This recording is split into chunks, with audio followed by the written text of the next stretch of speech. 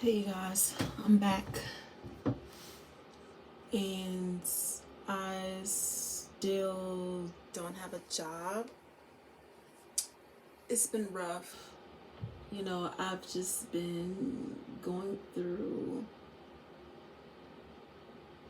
I hate using the word depression or because that's such a strong word, but I just been going through some frustrations. And I guess, like, I feel like I've interviewed with every luxury brand there is from and been emailed to have an interview from every look, and I'm so done with them. Like the process is silly to me.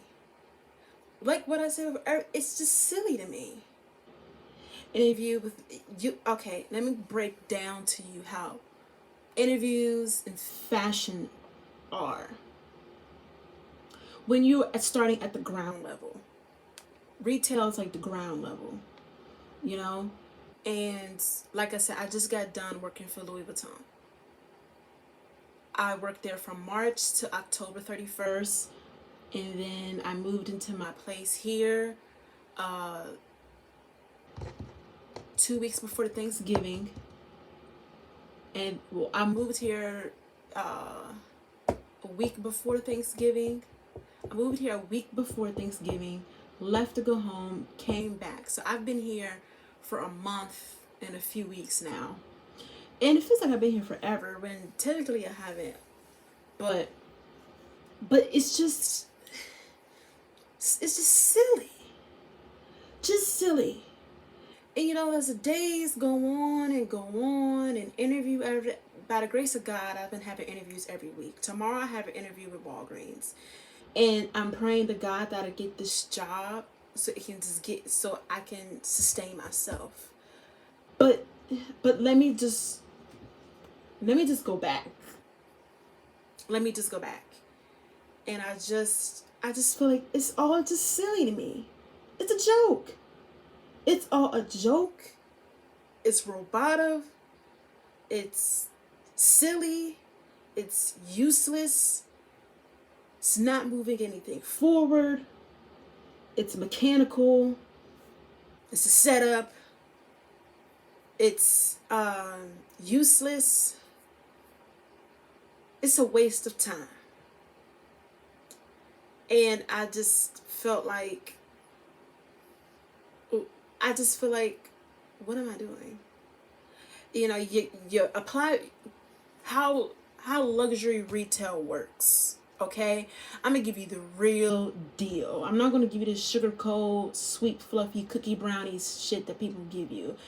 You apply, and then like you apply on LinkedIn. The number one thing that I learned for applying to jobs, I'm gonna just because fashion is my lane.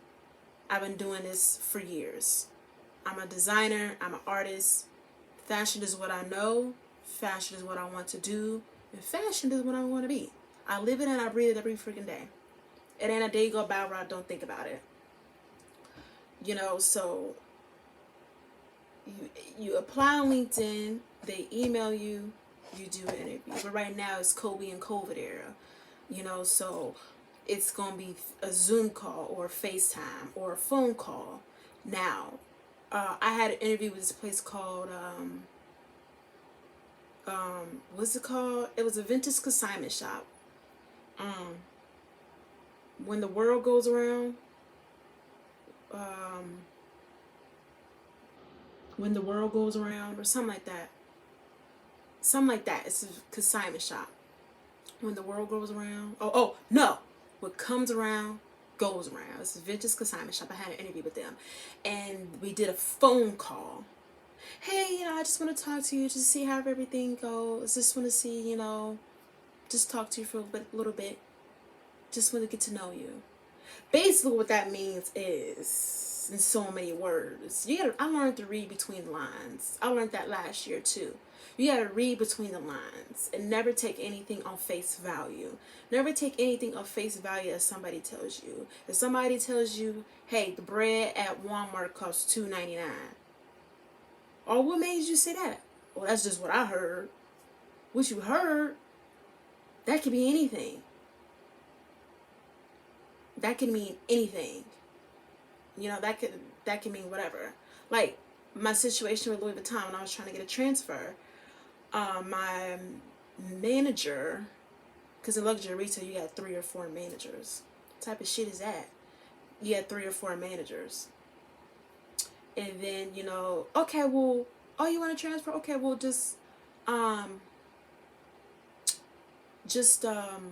go find a place to live and then come back to me when you find your place, because I can't go to the managers in whatever location you want to be at without knowing where you want to live. They need to know that, or else they're not going to take it serious. So come to me when you find a place to stay, and then we can move the interview forward. You know, I did that. I did exactly what she said. But something that I learned from that situation was document everything. Document everything that somebody tells you off the record. You know? Document everything that somebody tells you off the record. And it's not being malicious. It's just protecting yourself from anything. Silly stuff happens all the time. One thing I learned, document everything. Never take something on face value that somebody tells you. Fact is not truth. Fact does not mean it's true at all. Oh, that's facts. Huh? That's not fact. That's what somebody said, and you're just taking it as fact. That's not the truth. The truth is going to find it and having proof that this is it. That's the truth. And the evidence that you found is real evidence. The truth, not fact.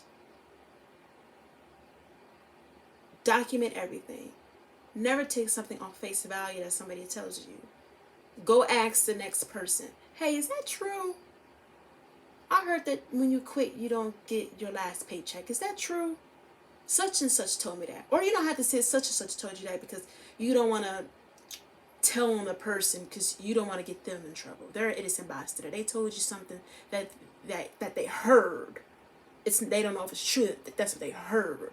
So they're going off what they heard, which is an assumption, which is not fact. But you know, oh yeah, we just want to, basically what they saying is, they're basically saying, hey, I want to talk to you on the phone to see if I like you. I want to talk to you on the phone to see if I like you. And if I like you, if it sounds like I like you, and it sounds like you may fit, then we can do interview part 1. But you in your mind, like, oh, I thought this was an interview. No. This is to see if they like you.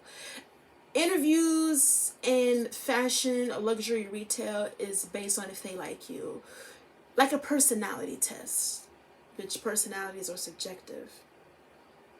You know, I'm shy and I'm quiet, but once you get to know me, my personality comes out.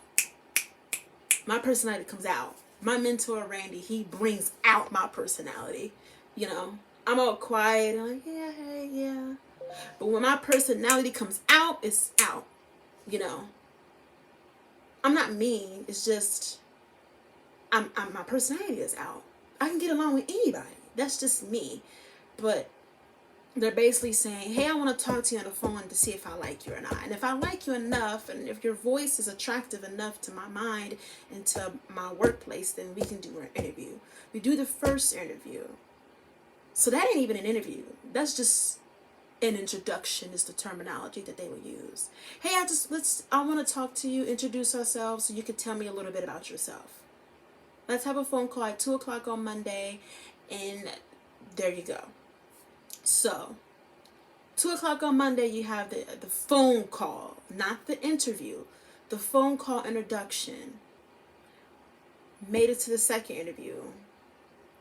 Hey, yeah, we're going to do a second interview. Jose is going to interview you.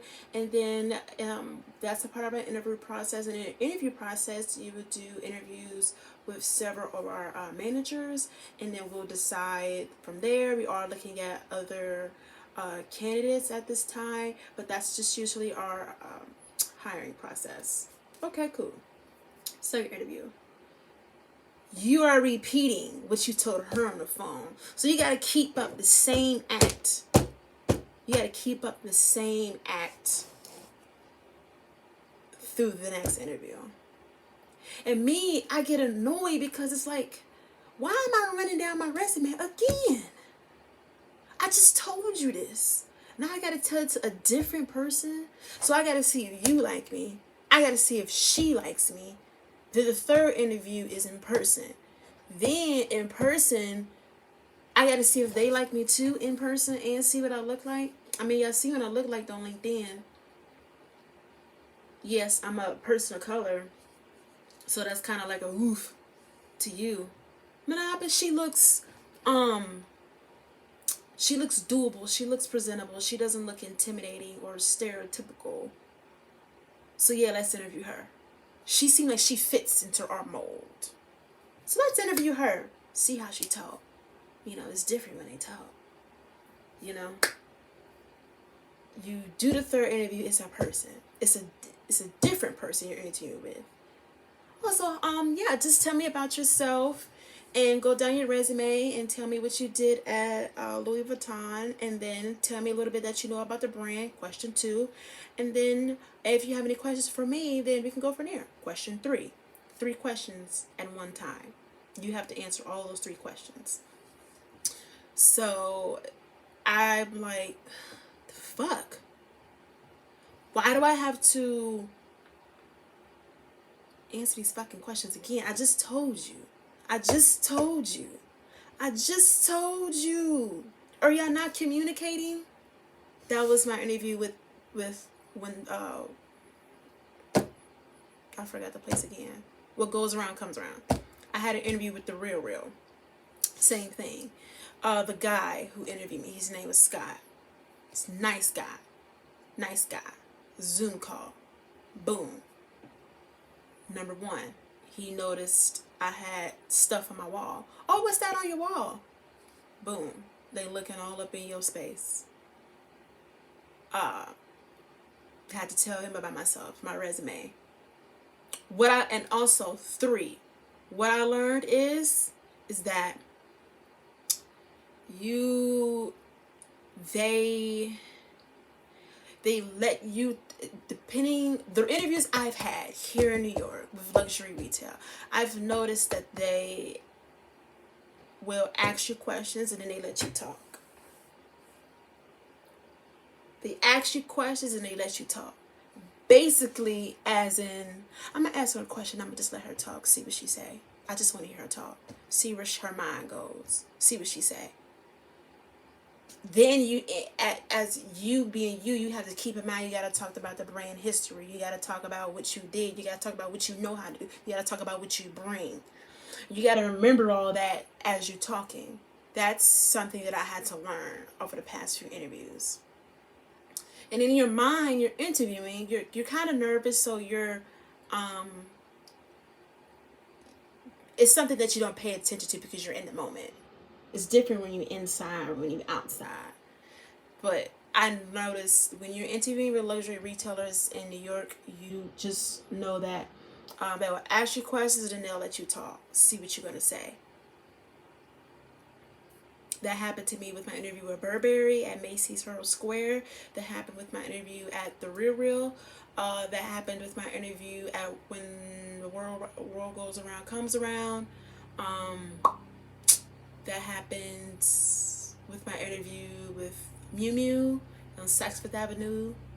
At Saks Avenue on 5th Avenue Street in Manhattan. Yeah. So I interviewed with Miu Miu, Louis Vuitton, Salvatore Ferragamo, The Real, What Goes Around Comes Around, and I can't remember else. I had one for, my last luxury retail was for Michael Kors, and Michael Kors, I was going to have one for Marc Jacobs, but it was too far, it was in White Plains. Then I had another one with Salvatore Ferragamo, but that was in White Plains. That was just too far. So, yeah. And lately, I I know it's because I'm stressed and I don't have a job and I don't have any income coming in, so I'm trying to keep the consideration too. And I've been finally got my website portfolio done. And I think I just been frustrated, but it's also a thought that I've been carrying for a long time. And the thought really started to kick in when I left Louis Vuitton, when I left LV.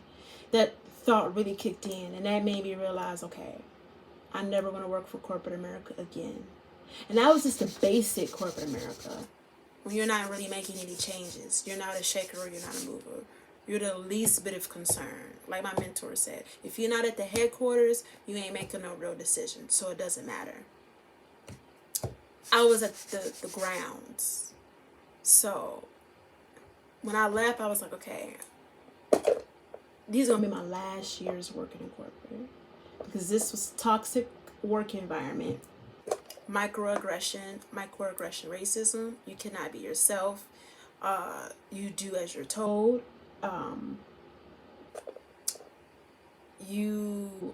Either you fit in or you don't. And me, I've always been the type of person where I fit in, but then I don't. Like I do, but then I don't. Like I can dip in and dip out, dip in and dip out, dip in and dip out. You know? So I've always been that type of person. Like I can fit in with any circle, but then I also I can mingle with that circle, but then I also cannot mingle with that circle. Like I've always been a floater. Like I can get into any group and just, I can get into any group, That's always been my ability, But I just been feeling like this is going to be my last years working for corporate. I ain't never doing this again. This is going to be my last years of my life working for corporate. And I think, and I just been applying because I want to be a technical designer. But that's what I want to do when I work in corporate. So I've been applying to mass of those. They get on my nerves. Management don't respond. You're applying. Nobody responds. Nobody checking an email. You can't call nobody nowadays. It's an automatic. It ain't no phone number. HR is automated. They got rid of HR nowadays. There is no HR. HR is Jane Doe, an automatic reply. You can't call nobody, so you're just waiting, applying, just waiting. And in the last few weeks, I'm just like, is this what it's like? Like, fuck that. Why do I have to beg you for a job? I did my due. My parents paid for me to go to college. I got my degree. I'm not a trash designer by far, but I did my role. I did my job. I did what America wants you to do. Go to college and get a degree and get a job. Hell, I've been out for 2 years, and my classmates, only a few of them have a job in the field. And we've all been out for 2 years. And I keep track I keep up and still talk to everybody who I graduated in my department. We all follow each other. We all keep up with each other's lives. And I could say, Mel, Carissa, Yone, Lana, Tracy. I could say about 5 of us only have a job in the field. We've been out for 2 years. 2 of them just got in. No more than 6 months ago. And lately I just been feeling like, what is this? This is silly. This is silly to me. I gotta wait. And for you to respond, I can't call nobody. I can't send an email update. I can't greet myself. Silly. And then I had my only connection to getting in the industry.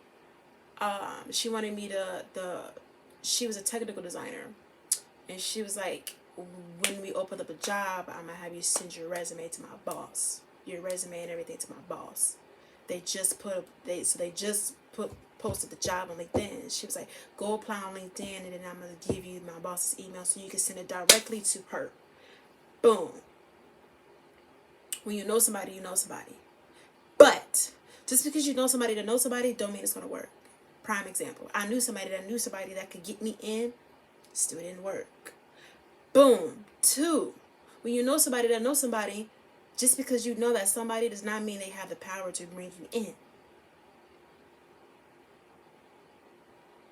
They may not have that type of pull to be like, bring her in. Oh, you're vouching for her? Yeah, bring her in. Okay, bring her in. Just because you know somebody that knows somebody that gets you into wherever you want to be does not mean they have the pull to have the final say. That's what I learned out of the situation too. They posted a job. I sent my stuff. I told her. All they felt gave it to somebody else. Huh? And on LinkedIn, you can see if they looked at your application and now they downloaded it. They didn't even look. And there wasn't that many applicants that applied to the position. 2, when you are looking for jobs, one of the things I learned when I had the Burberry interview, he said, I'm glad you applied on LinkedIn because when you apply to us on our career site, you are entered in a database where there's a lot of other applicants. And when you apply to LinkedIn, it gets to us directly. Who would know that? That's not even a black person or white person thing. Who would know that in general? Who would know that? Something that I learned. This situation with the person who was going to give me a job by sending it to her boss. I applied and they didn't even look at any of the applicants. They didn't even look at it. They didn't even look. They didn't even view anybody's resume. So I'm like, well, what the fuck is the point then?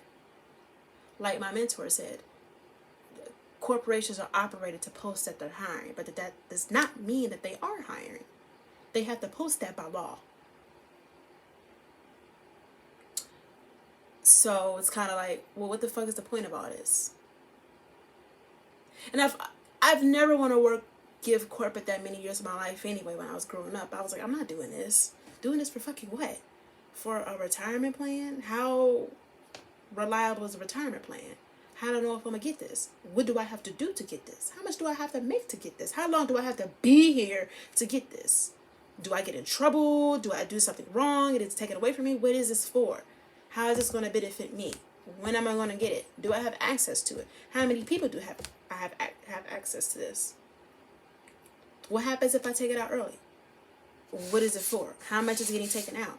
Is it available throughout my time working here? Does this affect my pay range? Can I view it each time? What does that mean? And the last few weeks, I'm just like, this is silly to me. This is all silly. And I can't sit here and lie to myself. And I'm like, Cam, do you really want to work in corporate? Like, I know that, like, I know that it's best to get some, like, when you want to start a business, you get into that business, you see how they work, you see the operation, and then you dip. Because you ain't going to get nothing out of it anyway. What are they going to do for you? Corporations don't give a fuck. It's a corporation. Corporation equals business. It's a business at the end of the day. So lately I've just been feeling like, what the fuck is this? What is this? It's silly. Silly to me. I just find it very silly. And like I said, I can't sit here and lie. And I haven't been thinking about, like, get a job, sustain yourself, make enough money, sustain yourself, take care of yourself, pay your rent, pay my rent, my cell phone bill, whatever, my website subscription, and then whatever other stuff. I'm a designer, so I buy fabric and stuff and whatnot. And just create your budget. And then fuck corporate. Why do you want to be in it so bad? Why? You already experienced what it's like working for one. And you was only there for 6 to 8 months. It drove you nuts your last 2 Can you imagine being there for 5? That's half a decade. So lately I've just been like, you sure you want to do this?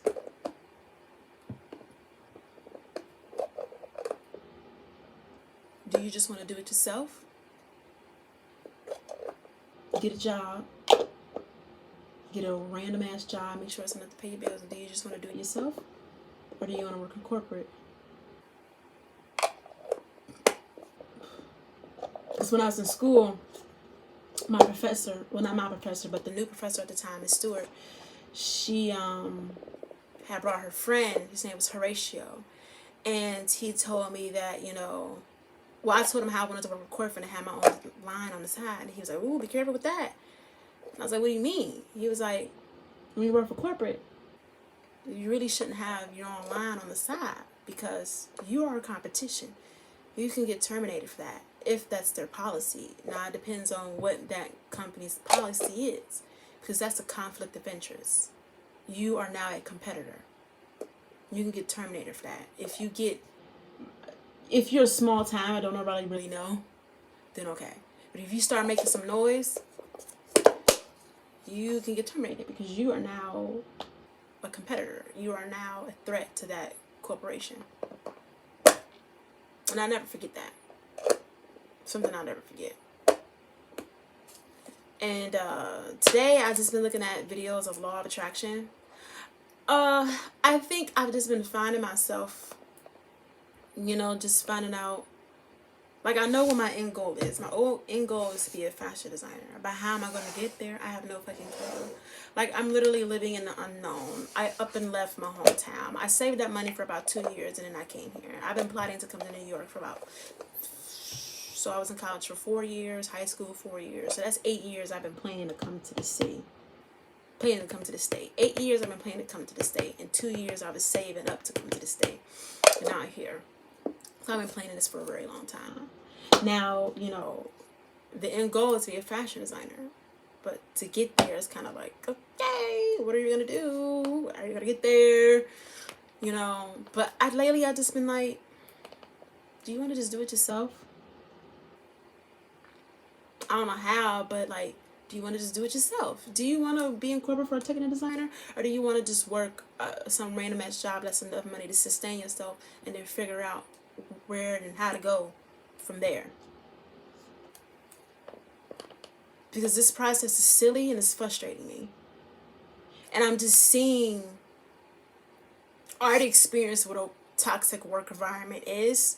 And I also experience how corporate does you. And I also experience what happens when you quit a job. And I'm just like, do you want to just do it yourself? Because you don't need them, technically. If you want to be technical, you don't. So my mind has just been playing on that, like, get a job and just do it yourself.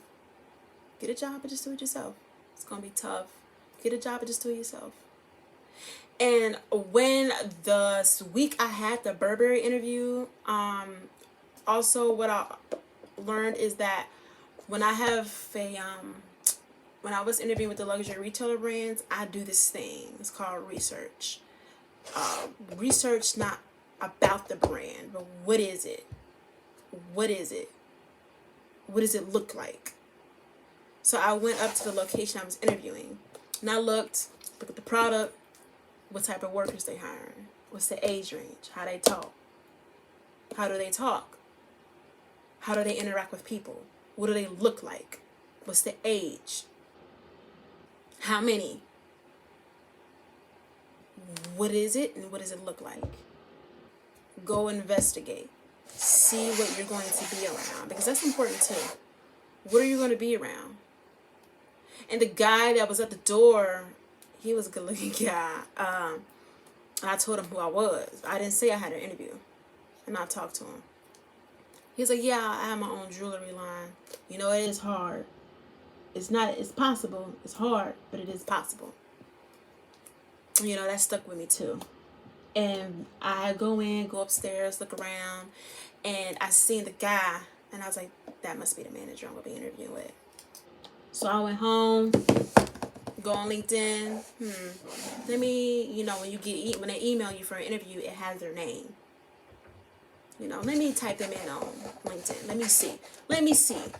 Who are you? What do you look like? What is your ideal? I seen what your workers look like. Okay, you got 2 dark-skinned girls, but they are not American. And I don't know why people don't pay attention. People don't pay attention. People just don't pay attention. Something that I learned last year too.